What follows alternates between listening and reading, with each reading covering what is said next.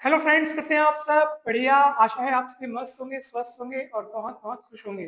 Friends, आप सभी को राष्ट्रीय गणित दिवस की अनेक अनेक शुभकामनाएं, अनेक अनेक बधाइयाँ।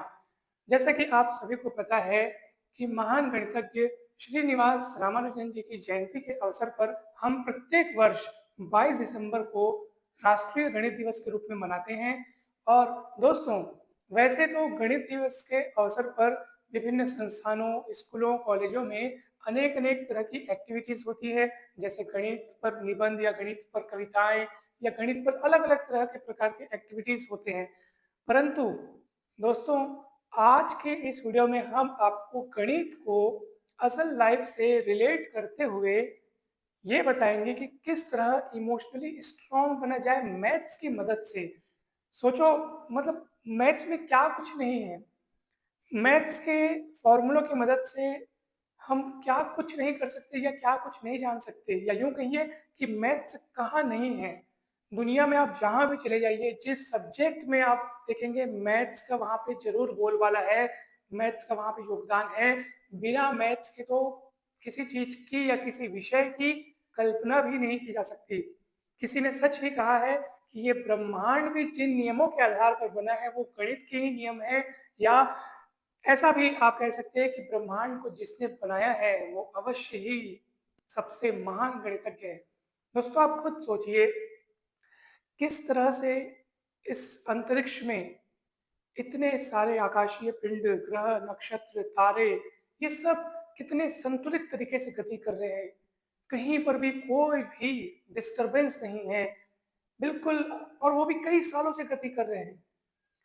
कोई तो ऐसा नियम होगा, कोई तो ऐसा रचनाकार होगा जो इन सभी को चला रहा होगा। वो भी इतने बड़े बड़े पिंड हैं, बिल्कुल गणित के नियमों से ये चल रहे हैं।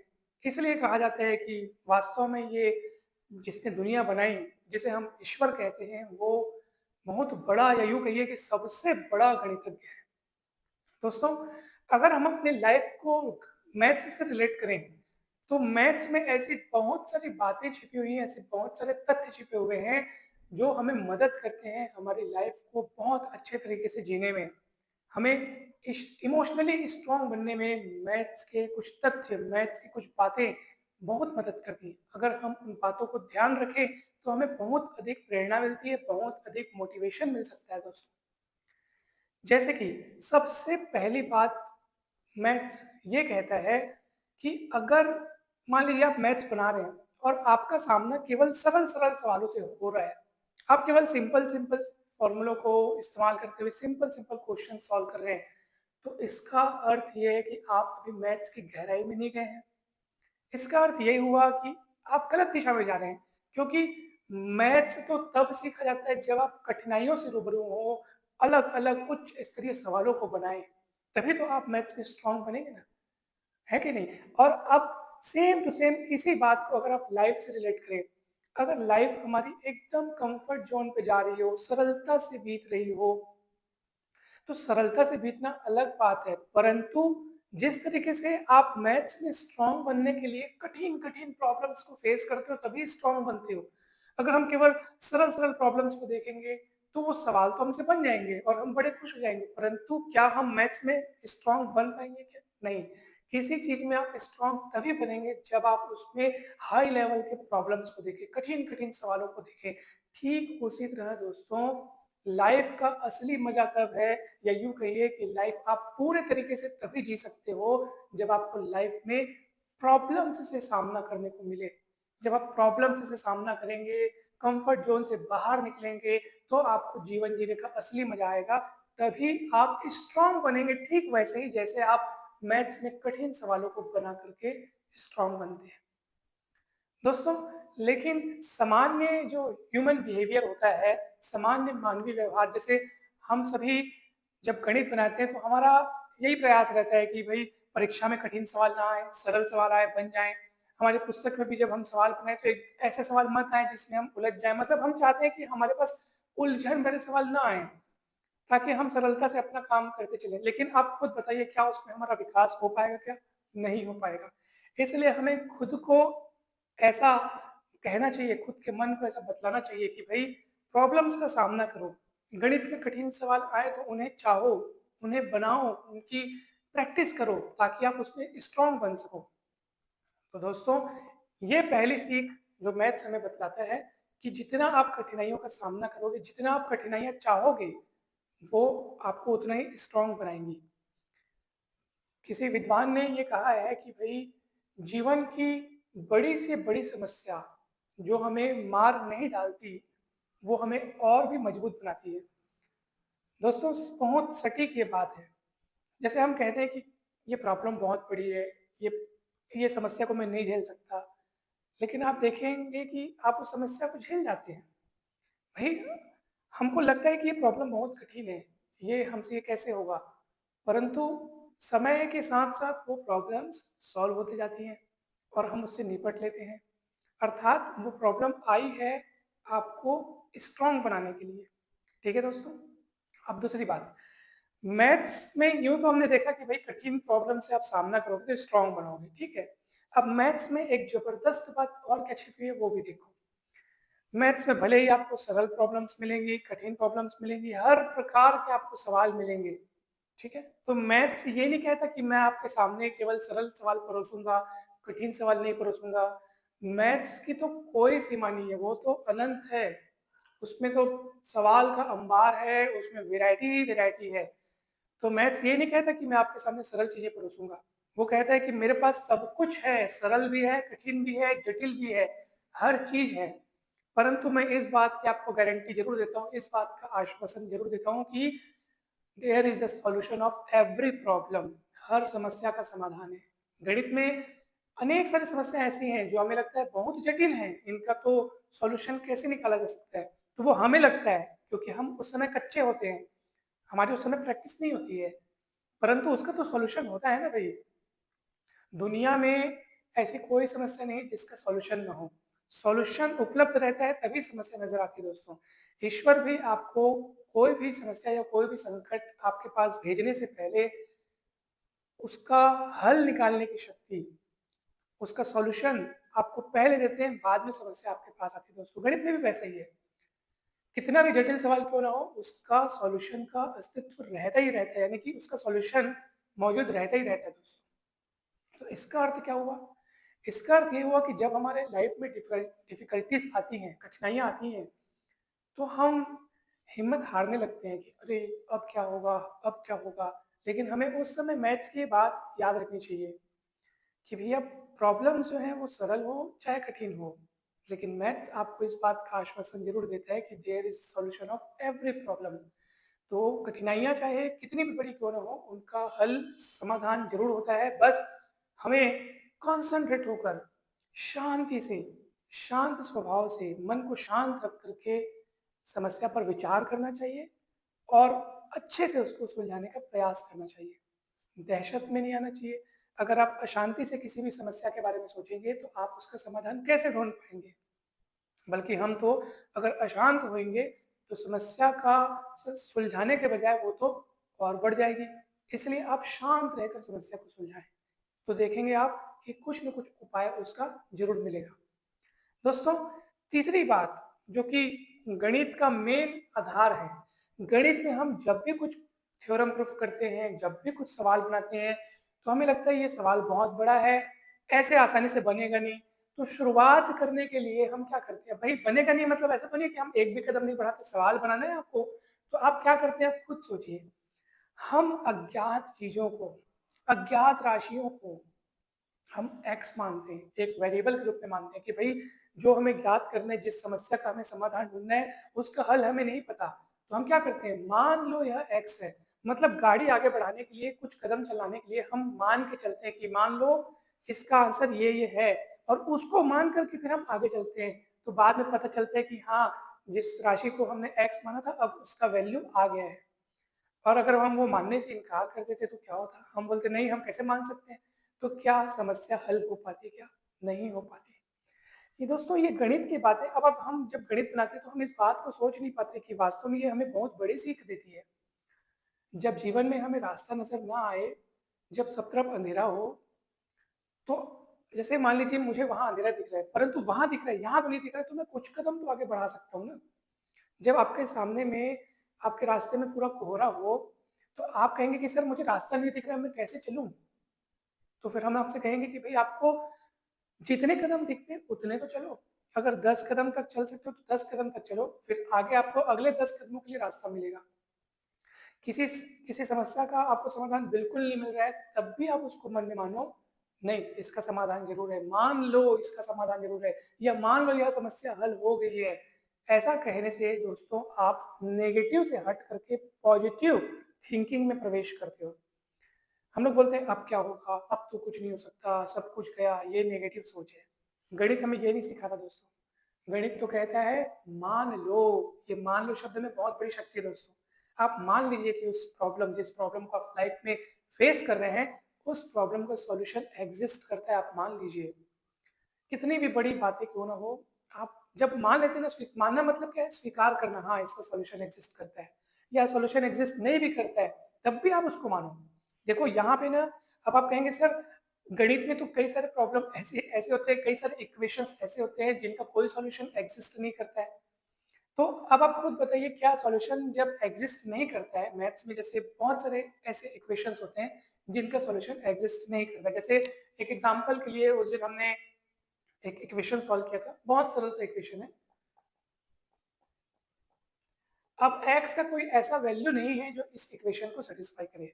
आप खुद सोच लीजिए, ठीक है। मॉडुलस है जो कभी नेगेटिव होता नहीं है। अब यहाँ पे आपको दोनों का योग जीरो नजर आ रहा है।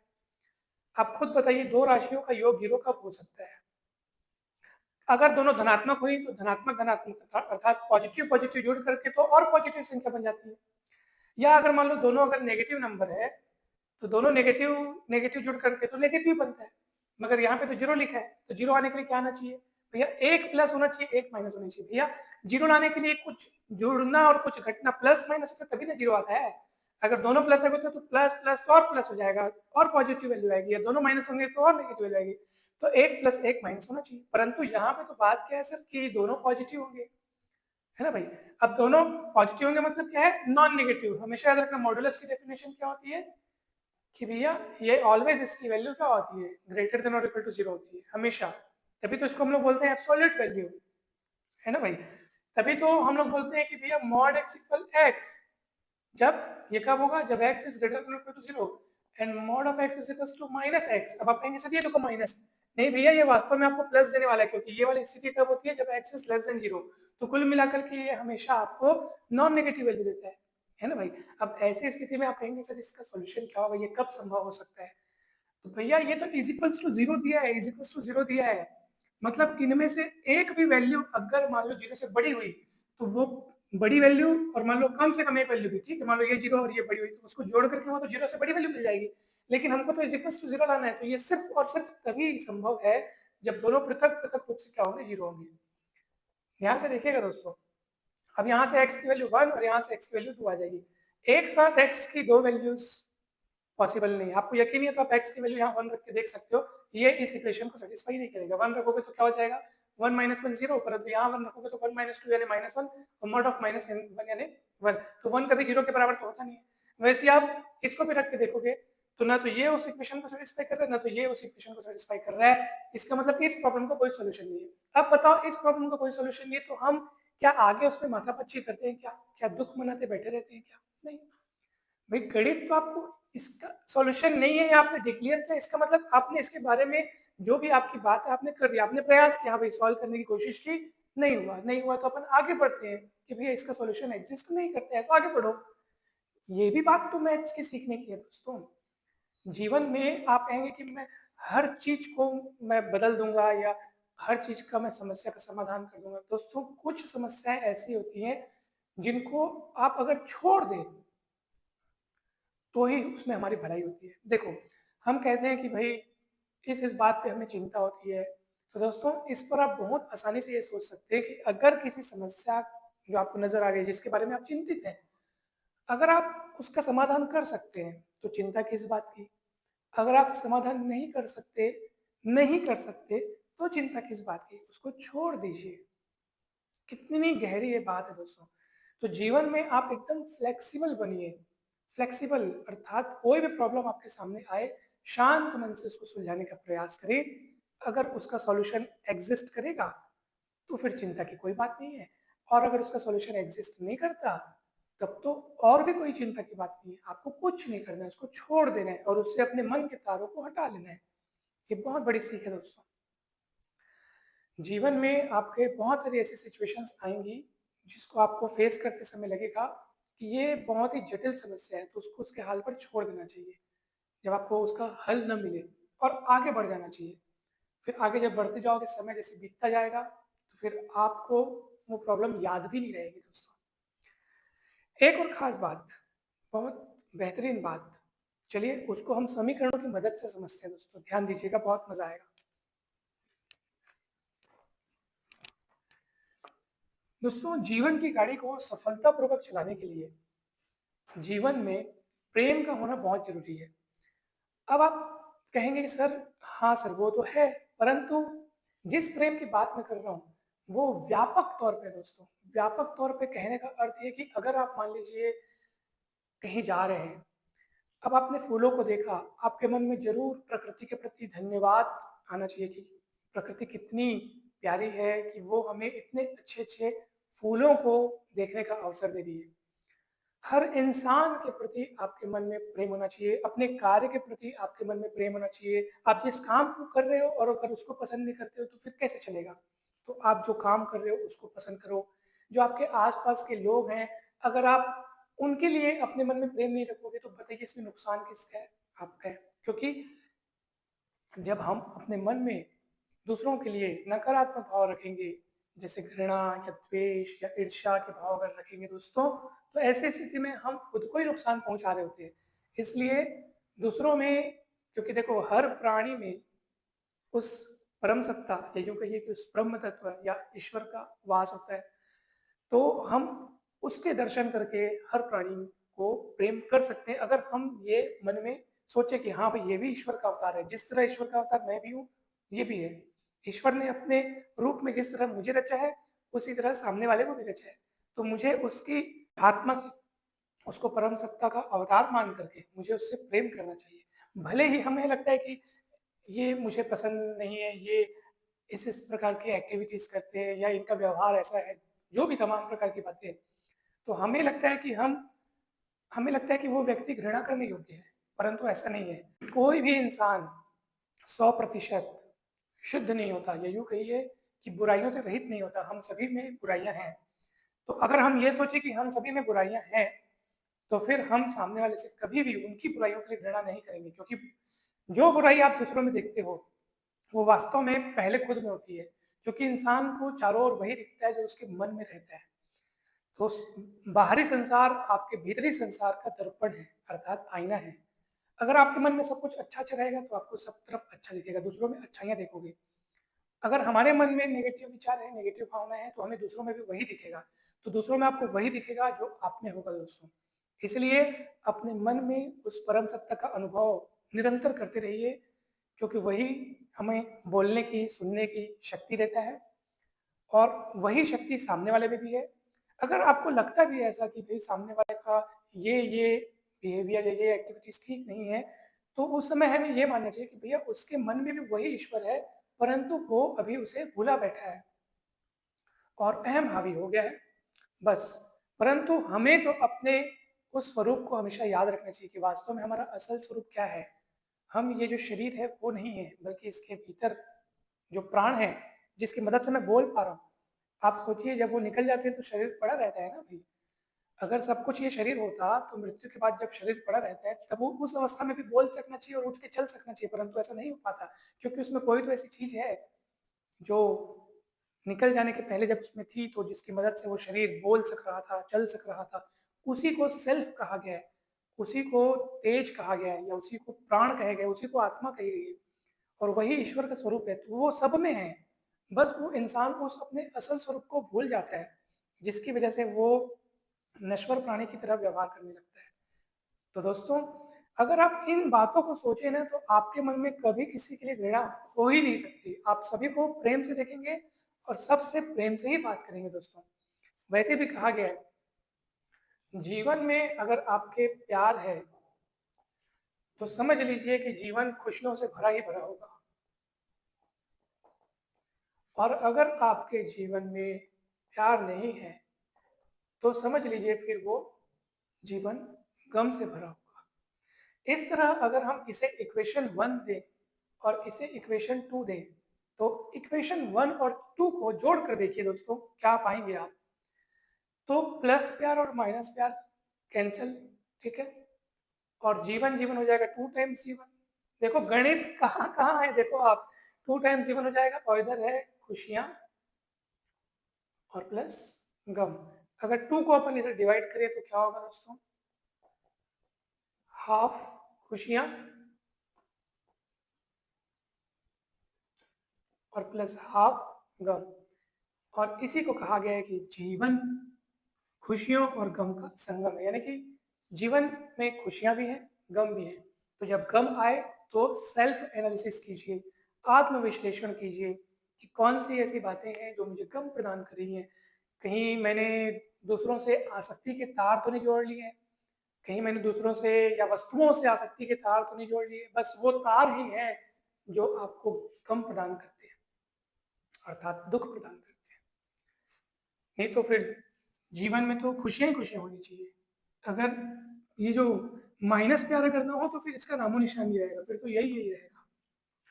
तो समझ लीजिए कि अगर जीवन में हमारा कहीं पे भी प्रेम की कमी होती है, अर्थात यूँ कहिए कि जब भी हमारे मन में नेगेटिव विचारधाराएं प्रवेश करती हैं, तो उस समय हमें गम का अनुभव होता है, अर्थात दुख का अनुभव होता है दोस्तों।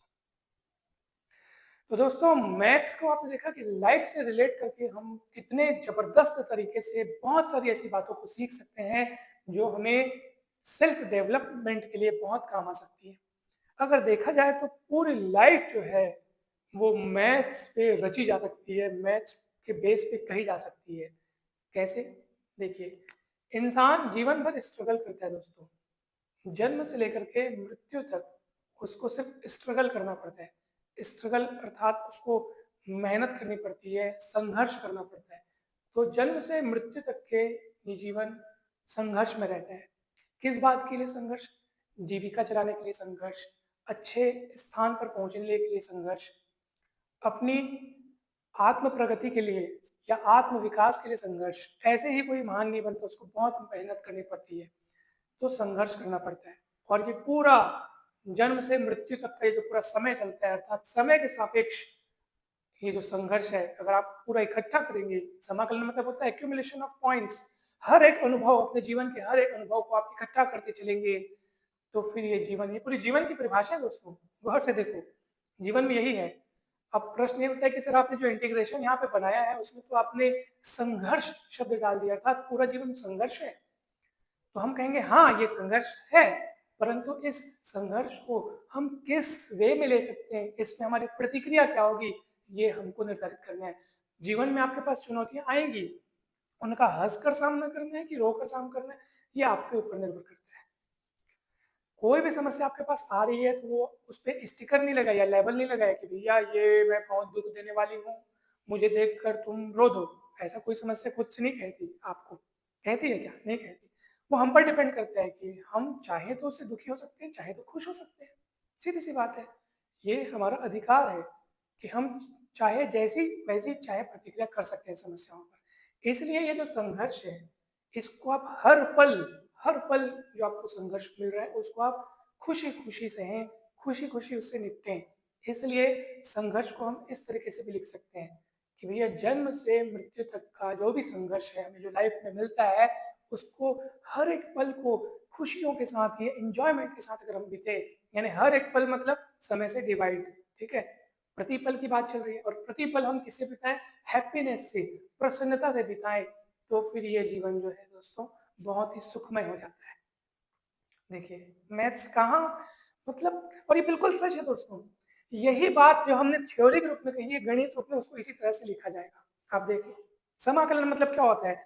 छोटे छोटे छोटे छोटे पॉइंट्स को इकट्ठा करके कोई बड़ी चीज याद करना, कोई बड़ी चीज का योग करना, वही तो हुआ है जीवन में, तो यही है, यही तो जीवन है। आप देखिए, तो देखा दोस्तों आपने कि गणित को किस तरह से हम असल लाइफ से रिलेट कर सकते हैं, और अगर हम गणित की हर एक बातों को ध्यान दें तो फिर हमारा जो माइंड है वो अलग ही लेवल पे पहुंच सकता है।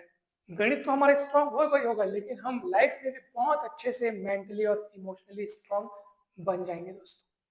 मान लीजिए आपको बहुत ही दुखद फीलिंग हो रही है किसी घटना की वजह से, तो आप देखे होंगे दोस्तों कि जब हम, जैसे मैं बहुत अच्छा फील नहीं कर रहा हूँ, उदास फील कर रहा हूँ, मैं घर से निकल करके प्रकृति के बीच अगर जा करके बैठूं, जहाँ हंसी वादियां हो, पेड़ पौधे हो, घास के मैदान हो, मतलब प्रकृति की गोद में आप बैठे तो आपको बहुत शांति मिलती है, बहुत ही आपको हल्का महसूस होता है। यानी कि अब आप कहेंगे सर यहाँ पे कैसे गणित है, हम आपको बताएंगे कि यहाँ पे भी गणित है। पूछिए कैसे। देखिए, जब गणित में आपके पास ऐसी समस्याएं आती हैं जिनका आपको हल निकालना आपको बहुत मुश्किल लग रहा हो, तो आप अवश्य वहां पे कुछ परिवर्तन करते हैं। या तो कोऑर्डिनेट्स, जैसे मूल बिंदु के निर्देशांकों को चेंज कर देते हैं, किसी और पॉइंट पर आप ओरिजिन को ट्रांसफर कर देते हैं, एक्सिस को चेंज कर देते हैं, एक्सिस को रोटेट कर देते हैं, इक्वेशन को आप बदल देते हैं। क्यों करते हैं हम ऐसा? क्योंकि हमको लगता है कि वैसा करने से वो जो समस्या है वो सुलझ जाएगी, और सुलझ भी जाती है। आप इंटीग्रेशन की लिमिट्स को दूसरे वेरिएबल से की मदद से आप चेंज कर देते हैं, समाकलन का चर परिवर्तन कर देते हैं, वेरिएबल बदल देते हैं, कुछ दूसरे वेरिएबल के रूप में मान करके फिर आप पूरी बातों को वहां पे आप चेंज कर देते हैं। डबल इंटीग्रेशन में जैसे आपको लगता है कि ये बहुत कठिन है ना भाई, तो हम क्या कर देते हैं, बदल देते हैं इसको, पहले y वाला और बाद में x वाला कर देते हैं। तो ऐसा करने से वो सरल बन जाता है। अनेक सारे अपने ऐसे प्रॉब्लम देखे होंगे। तो ये सब क्या सिखाते हैं? ये सब आपको सिखाते हैं कि जैसे आप किसी एक जगह पर उपस्थित रहकर जैसे अच्छा महसूस नहीं कर रहे, तो अपनी जगह बदल लें, प्रकृति के बीच जाइए, आपको अच्छा महसूस होगा। एक काम कर रहे हैं उसमें आप बहुत ही ज्यादा त्रस्त हो गए, तो थोड़ा चेंज कीजिए, आपको दूसरा काम कीजिए, आपको अच्छा महसूस होगा। यही तो लाइफ है दोस्तों। तो तमाम ऐसी बातें आप गणित में ढूंढ सकते हैं जो आपके लाइफ में आपको मेंटली और इमोशनली स्ट्रांग बनने के लिए बहुत बहुत मदद करेंगे दोस्तों। किसी भी समस्या का समाधान न नजर आए तो बस अपने मन से एक बात कहिएगा कि ये समस्या कुछ देर की है, कुछ दिनों की है, बस उसके बाद ये आगे चली जाएगी। मतलब कोई भी समस्या जो है वो हमेशा नहीं टिकती है, इसलिए यह दिन भी गुजर जाएगा, ये वाक्य आप हमेशा याद रखिएगा। आप खुद सोचिए कि आप भूतकाल में अर्थात पास्ट में जिन जिन समस्याओं से ग्रस्त थे, आपको जो लग रहा था कि ये कैसे सॉल्व होंगी, क्या आज वो समस्या आपके जीवन में है? नहीं है, क्योंकि समय के साथ साथ सब कुछ बदल जाता है और सब कुछ सॉल्व हो जाता है। यही हमें सीख देता है गणित, सबसे बड़ी सीख है ये दोस्तों। तो हमेशा खुश रहें, मस्त रहें, स्वस्थ रहें, प्रसन्न रहें। और अगर आप अगर आपका विषय जो है अगर वो गणित है तो खूब प्रैक्टिस करें, और अगर आपका विषय गणित नहीं है तब भी आपको मतलब कुछ सामान्य गणित जो है वो तो आना ही चाहिए, क्योंकि वो आपकी बहुत मदद करेगा दोस्तों। साथ ही साथ देखा जाता है कि हर कॉम्पिटेटिव एग्जाम में मैथ्स तो होता ही होता है, तो खूब प्रैक्टिस करें गणित की। और गणित में कहीं पर भी कोई भी डाउट है दोस्तों तो आप बेझिझक हमें बताएं। हमारे चैनल पर विभिन्न कक्षाओं के लिए, स्कूल एवं कॉलेज की, 10th 11th 12th पीएससी की कक्षाओं के लिए आपको वीडियोस मिलेंगे, कॉम्पिटेटिव एग्जाम्स के वीडियोस मिलेंगे, मतलब भरपूर आपको हर टॉपिक पर वीडियो मिलेगा दोस्तों। तो जरूर जाइएगा, जरूर देखिएगा। और चैनल पर अगर आप नए दोस्तों तो सब्सक्राइब जरूर कीजिएगा। आप सभी को बहुत बहुत धन्यवाद दोस्तों। कमेंट करके अवश्य बताइएगा कि ये वीडियो आपको कैसा लगा, और वीडियो को सारे दोस्तों के साथ शेयर जरूर कीजिएगा दोस्तों। Thank you so much. आप सभी को पुनः एक बार फिर से राष्ट्रीय गणित दिवस की अनेक अनेक शुभकामनाएं। धन्यवाद।